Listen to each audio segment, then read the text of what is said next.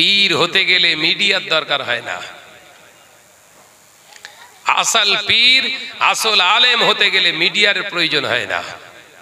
আল্লাহওয়ালা হতে গেলে ক্যামেরার দরকার হয় না। আল্লাহওয়ালা হতে গেলে মাথায় ওড়না দিয়ে চাপা দিয়ে বসে জিকির করা লাগে না। আল্লাহওয়ালা যারা হয়ে যায় মানুষের অন্তরে অন্তরে আল্লাহ দাওয়াত পৌঁছে দেয়। একবার জোরে বলুন, একবার জোরে বলেন। এখন তো সব ক্যামেরার সামনে পীর হচ্ছে, কথা বলছেন না কেন? তকবীরের শেষ নেই। কেউ একজন বলেছে পীর, হেসে আধখানা হয়ে যাচ্ছে, প্রতিবাদ করতে পারলি না। কে পীর হয়েছে? বোঝা যেত লোকটা আখলাকি মানুষ। রাসূলুল্লাহ বললেন কেউ যদি কারুর পাশে দাঁড়িয়ে পাশে বসে প্রশংসা করে, রাসূল বলছে ও অবশ্যই ও ধ্বংস করছে, হাদিসের খেলাফ, ও মজা নিচ্ছে। তার মানে বললি শাহনাজ খারাপ না, এই বললে বিরাট বড় ধ্বজাধারী আলেম, তা তোমার এলমিয়াতের এই অবস্থা।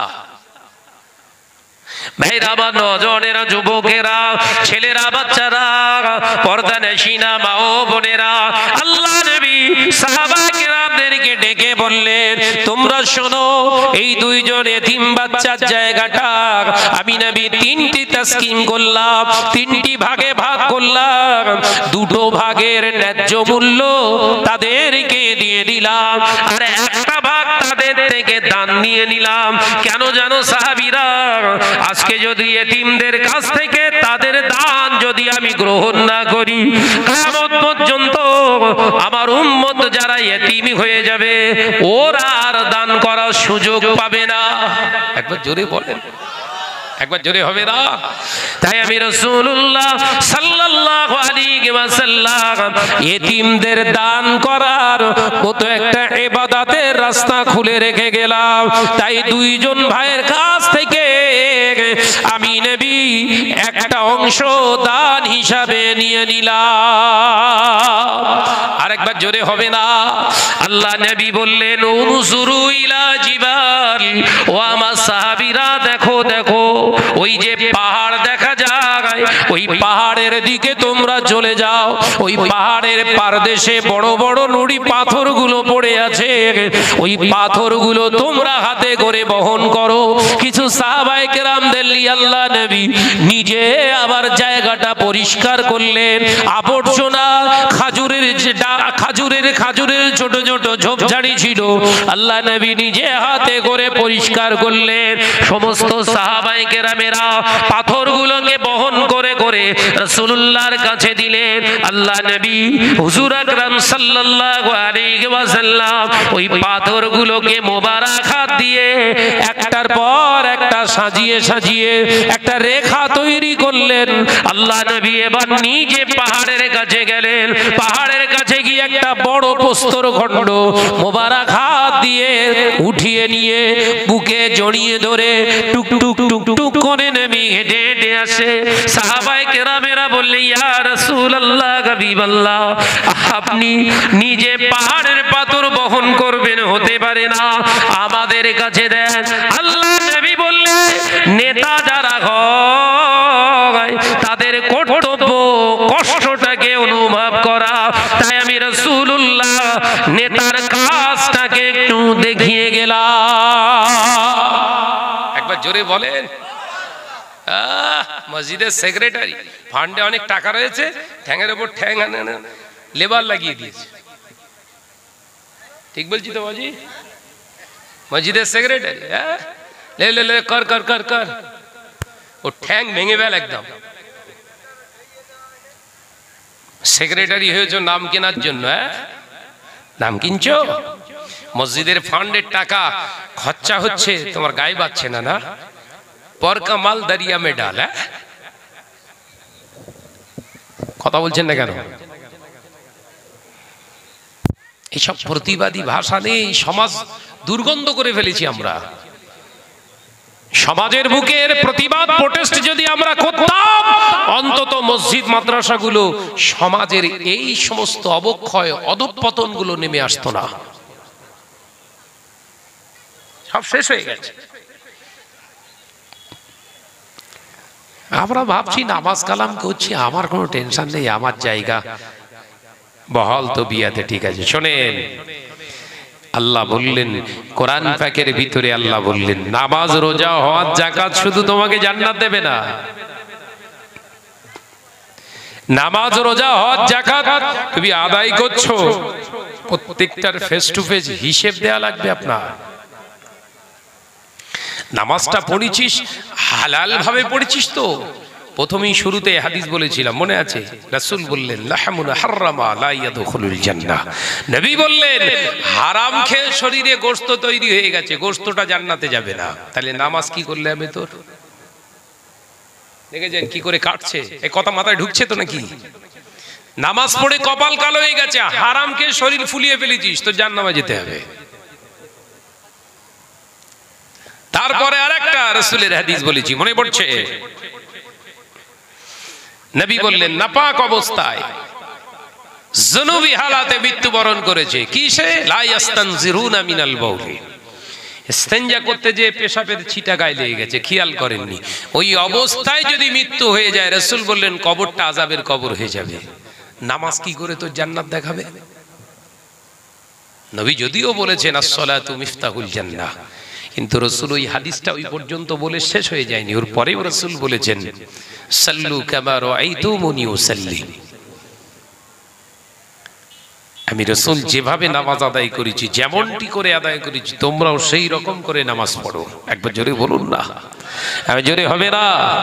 নবী নামাজ পড়েছেন, জীবনে কোনোদিন মিথ্যা কথা বলেননি। নবী নামাজ আদায় করেছে, চগলখড়ি করেননি। নবী নামাজ আদায় করেছে, পরনিন্দা করেননি। নবী নামাজ আদায় করেছে, সুদের টাকা খায়নি। নবী নামাজ আদায় করেছে, জীবনে ঘুষের টাকা মুখে দেয়নি। রাসূল নামাজ আদায় করেছে, লটারি কাটেননি। নবী নামাজ আদায় করেছে, মদে চুমুক দেয়নি। নবী নামাজ আদায় করেছে, জীবনে পরের মাল আত্মসাৎ করেননি। তোর কাছে তো সব পাওয়া যায়, এই কথা বলছেন না কেন? নামাজ পড়ে জান্নাত খুঁজছো? কমপ্লিটলি মুসল্লি হয়ে যান, কমপ্লিটলি মুসল্লি হয়ে যান। নামাজ যদি পড়তে হয়, এমন নামাজ আদায় করুন যে নামাজের দ্বারা আপনি পাপাচার থেকে নিজেকে বাঁচাতে পারছেন। জানবেন যে নামাজ আপনাকে পাপ কাজ থেকে বিরত রাখার শত চেষ্টা লাগায়, ওই নামাজটাই একদিন জাহান্নামের আগুন থেকে আল্লাহ আপনাকে বাঁচিয়ে দেবে। একবার জোরে বলুন। নামাজ আদায় করছেন, অন্যায় রাহাজানি করছেন, ওই নামাজ আপনাকে জান্নাত দেখাতে পারবে না। কোন কিতাবে আছে আমার জানা নেই, থাকলে দেখিয়ে দেবেন। মাথায় ঢুকছে বাপ? নামাজের গরম বেরো না, খানাটা যেটা খাচ্ছ ওইটার গরম মারো, মানাবে। নামাজের গরম মারা যাবে না, কিন্তু যেটা খাবার খাচ্ছেন ওইটালে গরম মারা যাবে। আমি হালাল খাই, গরম মারুন, কিচ্ছু অসুবিধে নেই। নামাজ আমি পড়ি, নামাজ আমি পড়ি, 5 ওয়াক্ত পড়ি, 6 ওয়াক্ত পড়ি, 7 ওয়াক্ত পড়ি, তাহাজ্জুদ পড়ি, আবাবিল পড়ি, সালাতুল আপনার ইসরাকের নামাজ পড়ি, সালাতুত তাসবিহ নামাজ আদায় করি। করেন করেন বাপ করেন। হালাল খাচ্ছেন তো? বাবাজি ভাই চুপ করে, কি করে বলবো? দেখেছেন দুমড়ে গেছে, বলো নামাজি শেষ। হালাল খাচ্ছেন তো বাপ? চুপ করে, ঠিক বলতে পারবো না। ভাইরা আমার, নজনেরা, যুবকেরা, ছেলেরা, বাচ্চারা, মনে কষ্ট নেবেন না। মুরব্বিয়ান গণেরা, মনের কষ্টটা এই জন্য বলছি, ঘরে ঘরে সুদের আমদানি রপ্তানি শুরু হয়ে গিয়েছে। বাঁচতে পারবেন না, বাঁচার রাস্তার কোনো দিক খুঁজে পাবেন না যদি হারামটাকে না বন্ধ করতে পারে। আল্লাহ নবী সাহাবীরা রাসূলুল্লাহ দরবারে সব পাথর বহন করলেন।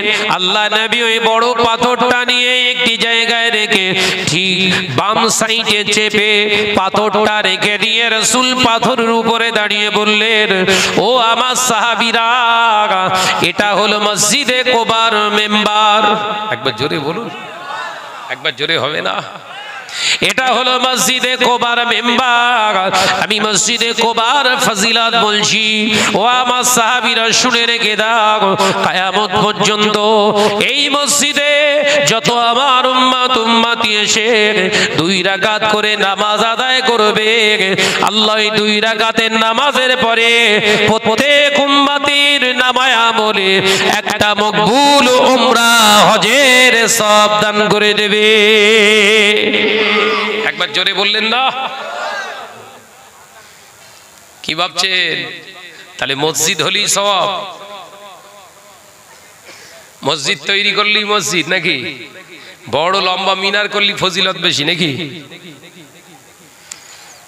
হালাল মাল থেকে তৈরি করুন।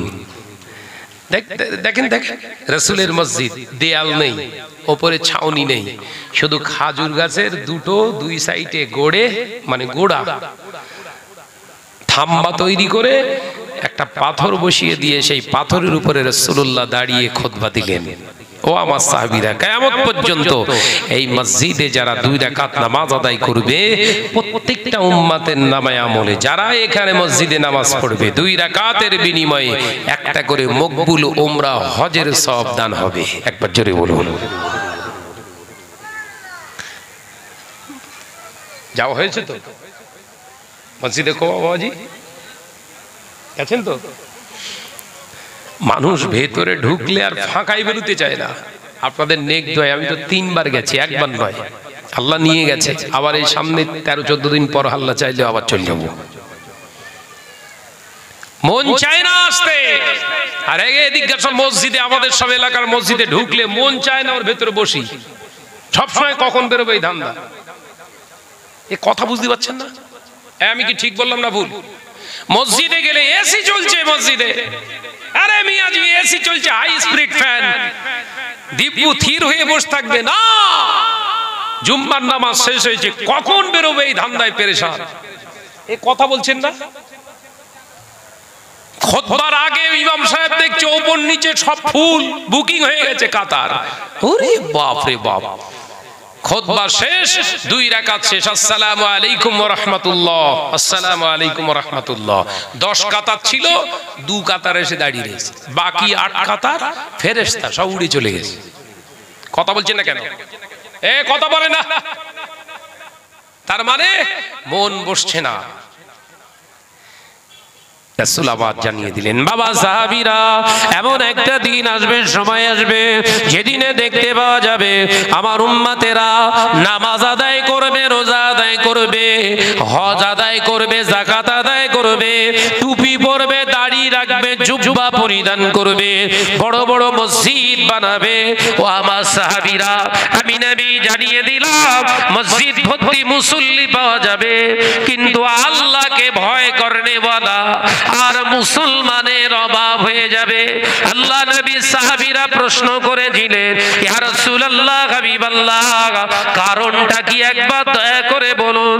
আল্লাহ নবী বলেছিলেন, ওয়ালির রিবা, তার কারণ হবে উম্মতের ভিতরে সুদের লেনদেন। কি বলছে? বল বাপ বল, এরকম করিসনি।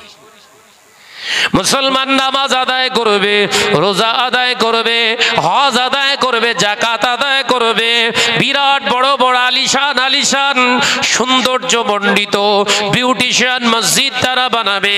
ও আমার সাহাবীরা, দাড়ি রাখবে, টুপি পরবে, হজ করবে, যাকাত দেবে, রমজানে রোজা রাখবে, মসজিদ ভর্তি মুসল্লি পাওয়া যাবে, আল্লাহকে ভয় করনে বলা মুসলমানের অভাব হয়ে যাবে। আল্লাহ নবী সাহাবীরা প্রশ্ন করেছিলেন, কারণটা কি? আল্লাহ নবী একটাই উত্তর দিলেন, সুদ। মিলছে মিলছে দেখেন সব ঘরে ঘরে সব। আপনাদের কত পার্সেন্ট হবে? 90 হয়েছে।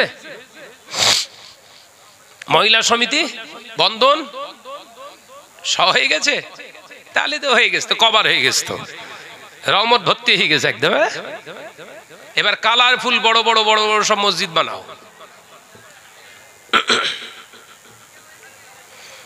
ভিত খারাপ হয়ে গেছে, ডিজাইন দিচ্ছ।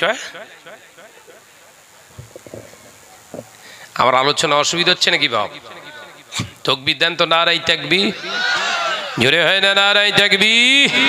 মহব্বতের সঙ্গে দরুদ, আল্লাহুম্মা সাল্লি আলা সাইয়্যিদিনা মাওলানা মুহাম্মদ ওয়া আলা আলিহি সাইয়্যিদানা মাওলানা মুহাম্মদ। একদিন তোমারই নাম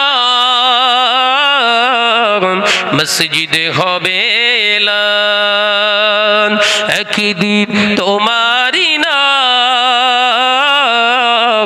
মসজিদে হবে এলান। তৈরি থেকো, তৈরি রেখো কবরের মাল সামান, একদিন তোমারই নাম মসজিদে হবে এলান। আল্লাহুম্মা সাল্লি আলা সাইয়্যিদানা মাওলানা মুহাম্মদ ওয়া আলা আলি আলে সাইয়্যিদানা মাওলানা। বন্ধু স্বজন আত্মীয় পরিজন পরিয়ে তোমার নতুন কাফন, বন্ধু স্বজন আত্মীয় পরিজন পরিয়ে তোমার নতুন কাফন, নিয়ে যাবে ওই কবরে থাকবে না কেউ আপন, একদিন তোমারই নাম মসজিদে হবে এলান, একদিন তোমারই নাম মসজিদে হবে এলান। তৈরি থেকো, তৈরি রেখো কবরের মাল সামান, একদিন তোমারই নাম মসজিদে হবে এলান। আল্লাহুম্মা সাল্লি আলা সাইয়্যিদানা মাওলানা মুহাম্মদ ওয়া আলা ওয়া আলা আলি মাওলানা মুহাম্মদ। টাকা কড়ি গাড়ি বাড়ি থাকবে না কেউ সঙ্গে তোমার, টাকা কড়ি গাড়ি বাড়ি থাকবে না কেউ সঙ্গে তোমার, থাকবে সেদিন সঙ্গী হয়ে নূর নবীর সুন্নাত। জোরে হবে না, আর একটু জোরে হবে না। থাকবে সেদিন সঙ্গী হয়ে নূর নবীর সুন্নাত, একদিন তোমারই নাম মসজিদে হবে এলান, একদিন তোমারই নাম মসজিদে হবে এলান। তৈরি থেকো, তৈরি রেখো কবরের মাল সামান, একদিন তোমারই নাম মসজিদে হবে এলান। আল্লাহুম্মা সাল্লি আলা সাইয়্যিদানা মাওলানা মুহাম্মদ ওয়া আলা আলি সাইয়্যিদানা মাওলানা মুহাম্মদ। আমার নজনেরা, যুবকেরা, ছেলেরা, বাচ্চারা, পর্দানশীদা মা ও বোনেরা, আজকে যে সমাজে আজকের এই জলসাকে কেন্দ্র করে হুড়োহুড়ি হচ্ছে, ঘরে ছেলেরা মেয়েরা অবৈধ মেলামেশা করছে, বাজারে ঘোরাঘুরি করছে, জলসা মাহফিল ছেড়ে দিয়ে হারামের দিকে মন গিয়েছে, কাদের কেন গিয়েছে উত্তরটা হাদিস থেকে আপনি পেয়ে যাবেন। আল্লাহ নবী বললেন অলির রিবা, তার কারণ হলো সুদের লেনদেন হয়ে যাবে। সুদের মাল, সুদের টাকা যারা লেনদেন করে এদের ভিতর থেকে ঈমানের প্রথম সিমটম খাউফিল্লাহ, ঈমানের প্রথম শাখা সেটা হলো আল্লাহর ভয়।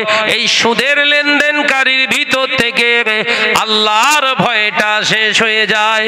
ওরা আল্লাহকে ভয় পায় না, ওদের তখন ভিতরে সমাজের ভয় ঢুকে যায়, মরণের ভয় ঢুকে যায়, আর অসুখ হয়ে যাবার ভয় ঢুকে যায়। সুদখোরের ভিতর থেকে আল্লাহর ভয়টা শেষ হয়ে যায়। দ্বিতীয় নাম্বার, সুদ যারা খায়, সুদ যারা দেয় এদের ভিতর থেকে ঈমানের দ্বিতীয় নম্বর শাখা আল্লাহ নবী জানিয়ে দিলেন, সেটা হলো আল্লাহর উপরে ভরসা করা। এটা শেষ হয়ে যাবে। মুসলমান নামে পরিচয় দেবে আমি ঈমানদার, ভরসা আল্লাহর প্রতি আর থাকবে না। পৃথিবীর নেতা মন্ত্রীদের উপরে ভরসা তৈরি হয়ে যাবে, হারামখোর ব্যক্তিদের প্রতি আস্থা তৈরি হয়ে যাবে, আল্লাহর প্রতি আর আস্থা থাকবে না। মিলছে মিলছে। আপনি যে হারাম খেয়ে ফেলেছেন তার দ্বিতীয় সিমটম হচ্ছে, প্রথমটা কি, আপনি আল্লাহকে আর ভয় পাবেন না। যেমন এই বাচ্চারা, ছেলেরা হই হই করে ঘুরছে, দুজনা গোপনে গোপনে কথা বলছে, আল্লাহকে ভয় করছে না, সমাজকে ভয় করছে। দেখে ফেলবে না তো? কথা বুঝতে পারছেন না নাকি? তার মানে ওর ভিতরে সুদের মাল ঢুকেছে। রাসূল বললেন, বাবা সাহাবীরা, দ্বিতীয় নাম্বার ওর ভিতর থেকে ঈমানি সম্পদের দ্বিতীয় সিমটম কি, আল্লাহর উপরে ভরসা ওর ভেতরে আর থাকবে না। সমাজের নেতা মন্ত্রীদের উপরে ভরসা তৈরি হবে। দাদা আমাদেরকে বাঁচাবে। কি বলছে? কথা বলে না তো? হ্যাঁ, কে বলছে? এরাই আমাদের দেখবে, এরাই আমাদের সব। আল্লাহ বলছে, লে এবার ওদেরকে নিয়ে ফুটবল খেল। চাচা শরীর অসুস্থ ছিল, এখন তো দেখতে পাচ্ছি বেশ ভালো, শরীরটা বেশ ফিট হয়েছে, আল্লাহর খাস রহমত। বলে, খোকা আল্লাহর রহমত না, দামি দামি ওষুধ খাচ্ছি ওই জন্য। চাচা নামাজ পড়ে আবার, ঠিক তো নাকি? খাটছে তো নাকি কথাগুলো? ঈমান নেই। ঈমানের দ্বিতীয় সিমটম হচ্ছে কি, আল্লাহর উপরে ভরসা করা। হ্যাঁ, বারাহাক, সত্য কথা, আলহামদুলিল্লাহ, আগের থেকে আল্লাহ আমায় অনেক ভালো রেখেছে। তবে বাবা ওই ডাক্তার ওসিলা ঈমান আছে আপনার। আর যদি আপনি ওষুধ খেয়ে, কি বললেন, দামি ওষুধ খাচ্ছি বলেই চাঙ্গা আছি, ওর ভেতরে ঈমানে ক্যান্সার হয়ে গেছে। কিসি ক্যান্সার হয়েছে বাবা? বল না, এরকম সব চুপ করে রয়েছিস কেন রে? লেগে যাচ্ছে, খুব জোর লেগে যাচ্ছে নাকি? কথা ঈমান, কথাই বেঈমান। ঘরের ভাবিরা সব বন্ধন গ্রুপের লোন এনে বাড়ি তৈরি করেছে, পাকা ঘর ইটের। হ্যাঁ, ভাবিকে বলছে দেওর হিসেবে হয়, ভাবি ঘরটা বেশ ফার্স্ট ক্লাস, আল্লাহর খাস রহমতে। বলি ওসব আল্লাহ টাল্লাহ কিচ্ছু না। হোম লোন নিয়েছিলাম কিংবা বন্ধন গ্রুপের টাকা নিয়েছিলাম বলে পাকা ঘর হয়েছে, তোর দাদার মুরুদে ওসব হয়নি। আচ্ছা, কাঠ বেঈমানের বাচ্চা। কি বেঈমান বললাম? বল না রে ভাই, ঈমান নেই। ঈমানের দ্বিতীয় নম্বর সিমটম, শুনে রেখে দিন, জেনে রেখে দিন, ঈমানের শাখা হলো 70টা, কোন রিওয়ায়েতে আছে 80টা, কোন বর্ণনায় আছে 70টা, কোন বর্ণনায় আছে 80টা। আল্লাহ নবী জানিয়ে দিলেন, সুদের মাল খেলে, সুদের মাল গ্রহণ করলে ওই ব্যক্তির ভিতর থেকে তৃতীয় নম্বর ঈমানের সম্পদ নষ্ট হয়ে যায়। আল হায়া ও শাবাতুম মিনাল ঈমান, লজ্জা হলো ঈমানের একটি শাখা। সুদ যারা খায়, সুদ যারা খাওয়ায়, এদের উভয়ের ভিতরে লজ্জা কাজ করে না। শুনছেন? তাহলে বাজারে যে কটা ঘুরছে ওরা কারা? দেখেছেন ওয়াজ ঘুরে ঘুরে কোথায় এলো? ওয়াজ বুঝতে পারছেন তো নাকি? ওয়াজ ঘুরে ঘুরে কোথায় এলো? শুনে রেখে দিন, জেনে রেখে দিন, আল্লাহ নবী দো জানের বাদশা হাবিবুর রাসূলুল্লাহকে নবী জনাবে মুহাম্মদুর রাসূলুল্লাহকে সাল্লাল্লাহু আলাইহি ওয়াসাল্লাম পাক জবানে জানিয়ে দিয়ে গেলেন, লজ্জা যার ভিতরে কাজ করে না, শর্মিন্দা যার ভিতরে কাজ করে না, ওর ভিতরে সুদের মাল ঢুকে যাওয়ার কারণে, হারাম ঢুকে যাওয়ার কারণে ওর লজ্জার লাগে না, শর্মিন্দার লাগে না, ওর ইজ্জতটা তখন আর দাম থাকে না, বেদামি ইজ্জত হয়ে যায়। তখন অবাধ ওরা মেলামেশা করতে থাকে। ও বাবা সাহাবীরা, চতুর্থ নাম্বার সুদের সাইড এফেক্ট শুনে রেখে দাও, জেনে রেখে দাও। সুদ যারা খায়, সুদ যারা দেয়, ইমানি সম্পদের চতুর্থ নম্বর ওই ইমানে অঙ্গ, সেটা হলো আহাব্বায়ে রাসূল। আমি রাসূলুল্লাহর মহব্বত ওর অন্তরে আর থাকে না, ওর ভিতরে তখন দুনিয়ার মহব্বতটা বেশি তৈরি হয়ে যায়। হারাম জিনিসের প্রতি মহব্বত বেড়ে যায়, হালালের প্রতি ওর আর মহব্বত থাকে না। আজকে তার দৃষ্টান্ত হলো জলসা মাহফিলটা এখানে রেখে যারা বাজারে হয়ে হয়ে করে ঘুরছে, রাসূলুল্লাহর হাদিস অনুযায়ী পৃথিবীর ভিতরে সব থেকে জঘন্যতম জায়গাটা হলো বাজার। ওই বাজারটা আজকে যাদের পছন্দ হয়ে গিয়েছে, মাহফিলটা যাদের পছন্দ হলো না, চোখ বন্ধ করে বিচার করা যায় রাসূলুল্লাহর হাদিস অনুযায়ী ওই ব্যক্তিগুলো আসলেই হারামখোর। মাথায় ঢুকছে?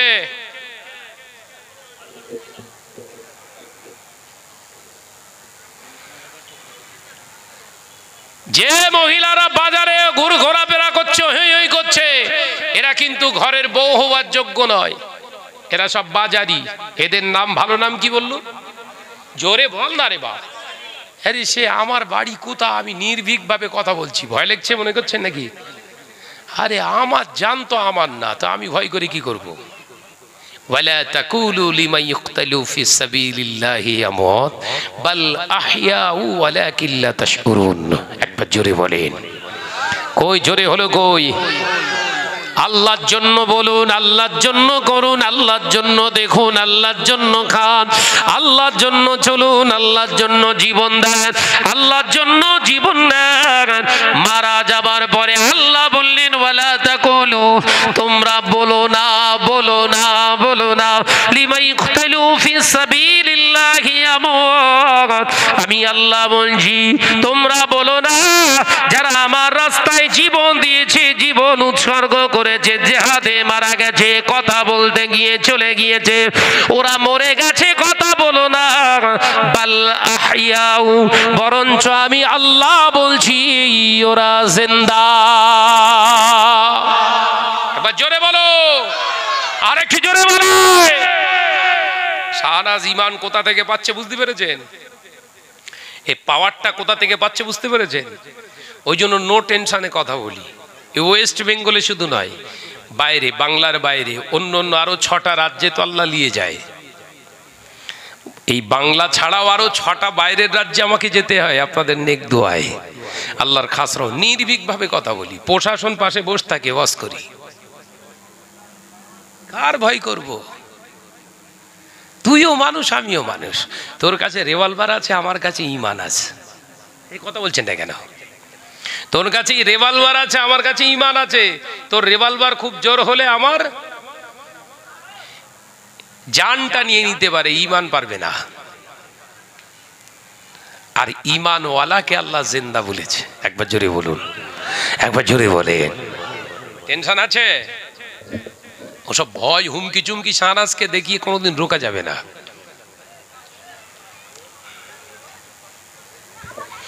राजस्थान जलसाय गई, राजस्थान पुलिस एसे बोलছে भाई साहब 12 बज गया और प्रोग्राम नहीं चलना चाहिए। क्यों सर? सुनिए, हम मुसलमान हैं, हम तकरीर के लिए थोड़े वक्त चाहिए, बस देना है और ना। कहाँ से आया है? स्टेजे कथा होच्छे जयपुर सिटीते जलसा होच्छे, 12टार ओइदिके प्रोग्राम करते देबे ना। शहरेर ऊपरे तो 12 बज गया, बंद कर दो। देखिए भाई साहब, हमारा एक रूल्स है, सिस्टम है, डिसिप्लिन है, हम मानते हैं। आपको वक्त हो गया, बस थोड़ा और। कहाँ से आया है? अब मगरिबे बंगाल से आया है वो। अच्छा अच्छा अच्छा, ठीक है ठीक है। 1 घंटा বসিয়ে রেখে ওয়াজ করলাম, কথা বুঝতে পারছেন না? কই যখন হরি কীর্তন হয়, এই হয়, কই তখন কি বাধা দিস না তো? কথা বুঝতে পারছেন না? ভারতবর্ষের কনস্টিটিউশনে প্রত্যেকের সমান অধিকার। কথা ঠিক না ভুল জোরে বলেন। তুমি এই কালে এসে মোস্তানি করবে, চালাকি পেয়েছো। গত 4 দিন না 5 দিন আগে বনগাঁয় একটা জলসা প্রোগ্রামে গেলাম। ওখানে গিয়ে দেখি পুলিশ এসে, মাধ্যমিক পরীক্ষা চলছে, আস্তে করুন, বাইরের সাউন্ড বন্ধ করে দেন, ভেতরে শুধু চলবে, স্লো করে দেন, আস্তে করে দেন। এরা হাঁকা মেরেছি, পুলিশ দৌড়ে চলে গেছে। মোস্তানি সব জায়গায়। কমিটির ছেলেদের জিজ্ঞাসা করছে, মাওলানা সাহেবের বাড়ি কোথা? আরে 24 পরগনাই বাড়ি। না, লোকটা ঠিক আছে। ভারতের রুলস ল ওরা পড়েছে, শুধু আমরা মৌলী সাহেব বলে পড়িনি। ওরা জানে 8 দিনের 15 দিনের কীর্তন গান হয়, ওই তখন তো বাধা দিসনি। 1 দিনের 8 ঘন্টার জলসা তোর কল্লি জ্বালা করে, চালাকি পেয়েছো। জলসা করলাম, একজন ফেতি নেতা দেখেছেন, এই ঘরের সন্তান, ঘরের শত্রু বিভীষণ, একজন ফেতি নেতা মুসলমান সেজে এসে, ভাইজান হুজুর 1:30টার ভিতরে শেষ করতে হবে, বেরো, দূর দূর করে তাড়িয়ে দিয়েছে। 2:30টা পর্যন্ত জলসা করলাম। তুমি চালাকি পেয়েছো। মাধ্যমিক পরীক্ষার সময় মোবাইল নিয়ে ঘেঁটতে সারাদিন পড়ার সময় মোবাইল নিয়ে ব্যস্ত, রাত হলে ওনার পড়ার জোর পড়ে। কথা ঠিক না জোরে বলেন। বাচ্চাগুলোর হাতে মোবাইল তুলে দিলে আর পড়ার জন্য এখন রাত খুঁজছো? যত বিদ্যা সবের ভেতরে, কথা বলে না। কি পড়া পড়ছে মেয়ে রহিমা খাতুন, বই খুলে দিয়ে ভিডিও কলে কথা বলছে। হ্যাঁ বলো বলো, মা আসতেছে। আমার কচি পড়ে হুড়িয়ে যাচ্ছে একদম। কথা বলছেন না কেন? রেজাল্ট বেরিয়েছে, বোর্ডে সবার শেষে ওর নাম। এক কথা ঠিক না ভুল জোরে বলেন। বাচ্চাগুলোকে শেষ করে দিয়েছ হাতে মোবাইল দিয়ে, এখন পড়া করে পাগল হচ্ছ। ভাইরা আমার, নজনেরা, যুবকেরা, ছেলেরা, বাচ্চারা, তাহলে ঈমানের চতুর্থ স্তম্ভ কি বলেছি শুনে রেখে দেন। আল্লাহ নবী বললেন, লা ইউমিনু আহাদুকুম হাত্তা কুনা হাব্বা ইলাইহি মিন মালিহি ওয়া আহলিহি ওয়ান নাসি আজমাইন। আমি নবী তোমাদেরকে জানিয়ে দিলাম, লা ইউমিনু, তুমি ততক্ষণ পর্যন্ত মুমিন নও, হাত্তা কুনা হাব্বা ইলাইহি, আমি নবী বলে দিলাম, যতক্ষণ না পর্যন্ত আমি নবীকে সবার থেকে না বেশি ভালোবাসতে পারো, মিন মালিহি, তোমার ধন সম্পদের থেকে, ওয়া আহলিহি, তোমার বিবি ছেলে বুলার থেকে, ওয়ান নাসি আজমাইন, তুমি জেনে রেখে দিও, পূর্ণ মুমিন হতে পারলে না, মুসলমান হতে পারলে না। ও বাবাজিরা, আজকে জলসাকে যারা ভালোবাসতে পারেনি, বাজারকে যারা ভালোবেসেছে, এরা ঈমানদার কোন জায়গা থেকে প্রমাণ করবেন? এরা তো নবিয়ানা মজলিস, এই কথা বলে না তো। এই নবিয়ানা মজলিস যারা ছেড়ে দিয়ে বাজারে যারা হয়ে করছে, কশিনকালে বিশ্বাস করা যাবে না ওরা রাসূলুল্লাহকে মহব্বত করে। আল্লাহ নবী সাহাবীরা মদিনার মসজিদে নবী শরীফে রাসূলুল্লাহর দরবারে যখন বসতেন, আল্লাহ নবী যখন নসিহত করতেন, দয়ার নবী রাহমাতাল লিল আলামিন হুজুর আমার যখন নসিহত করতেন, ওসিয়ত করতেন, সাহাবায়ে কেরামেরা পাগলের মতো হয়ে চাতক পাখির মতো রাসূলুল্লাহর চেহারা মোবারকের দিকে ফিরে বসে থাকতেন। কিতাবে এসেছে আল্লাহ নবীর সাহাবীরা এত আদব এত আখলাকের সঙ্গে এত তাহজিবের সঙ্গে বসে থাকতেন, কোন পাখি এসে গায়ের উপরে বসলে ওই পাখিটাও বুঝতে পারত না আমি কোন গাছের উপরে বসে আছি না মানুষের উপরে বসে আছি। তার মানে এত ডিসিপ্লিন ছিল।